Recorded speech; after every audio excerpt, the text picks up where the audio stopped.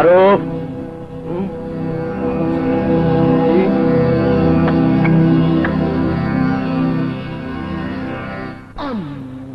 এইটা দেখো। ভণ্ড পীরের আস্তানায় হুইস্কির আড্ডা এবং অস্ত্রের ব্যবসা রমরমা। একটা মহিলা রিপোর্টার নিউজ করেছে আজকের মধ্যে প্রথমে ধর্ষণ, তারপর মেরে ফেলবে।